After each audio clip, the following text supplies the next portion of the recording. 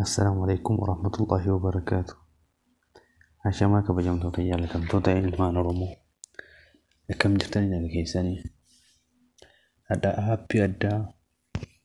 Aappii shari'aa zeenii bilaasha qarshii tokko malee itti fayyadaman isin barsiisaa. Hanga dhuma sagantaa kiyyaatitti na wajjin turaa isinin jecha.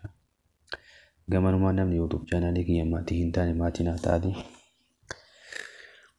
Akkana jajjabeessitanii aappii kana garuu aappii dhibbatti itti fayyadamaa jiru kan itti fayyadamee illee isin agarsiisu. Hanga dhuma sagantaa kiyyaatiin na wajjin turaa isinin jechuu barbaada. Horoonni maatii naaf hin ta'e amma asumaan carrama kanaan maatii akkanaa taatan barbaada.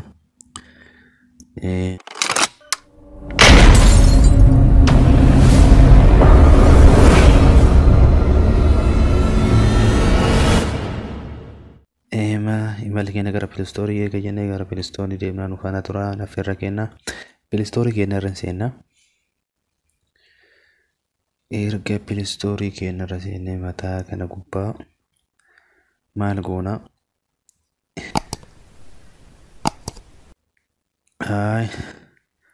Si jennee ni fayyadamna.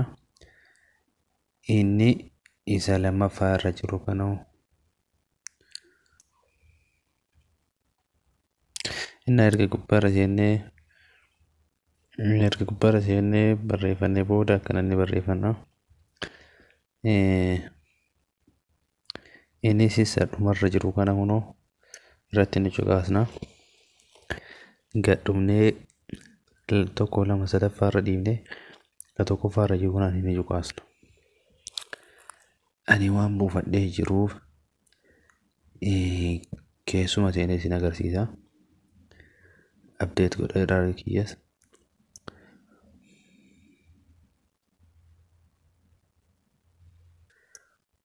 Inni aga buufadhee waan jiruuf ani kunoo ooppiin gateetuma seena.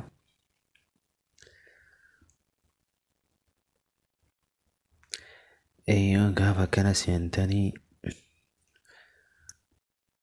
jalqaba irratti ol tuuxanii tuqaa sadii mataa irraa tana ni fayyadamtu.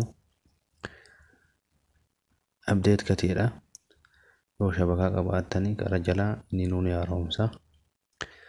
Amma maaltu jira? Bakka kana gad dhuftanii tokkoffaa fi lammaffaa irratti illee hin dalagaa. Tokkoffaa irratti hin dalagaa. Amma jala kana gad buutanii biyya maraxattani. Biyya ammatiin jirtan fakkeenya amma Suudi Arabiyaa moobaayilii firii hin dalagaa. Hin dalagaa jechuurra caalaa.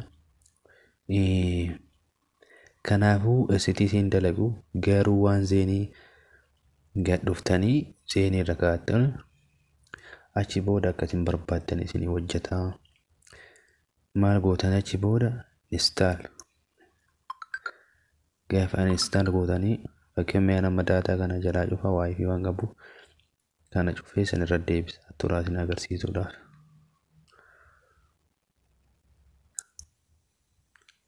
Innaa kunoo nama daataa biraa hin qabu wifi jalaa baafadhee jira.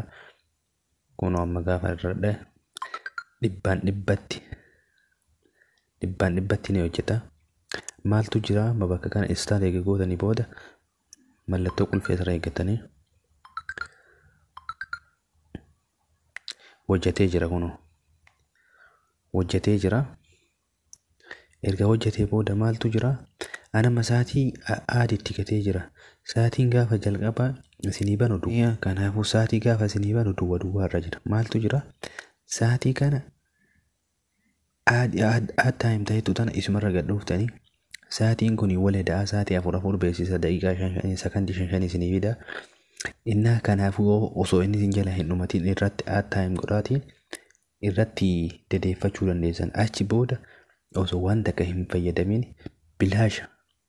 Anama bilaasha fayyadamu jira. Bilaasha kana fayyadamaatii irraa fayyadamaa isin jechuu barbaada. Barnoonni keenya yoo isinitti tola share walii gochuudhaa fi wal gargaaraa isinin jedha. Warroonni Suudii keessa jirtanii itti fayyadamaa isinin jedha. Galatooma obboleeyyan kiyya. Hanga feetan isin hojjetaa dhibbatti waan ittiin jiraachuu itti hojjechaa jiru itti fayyadamaa jiru jechuu barbaadeeti.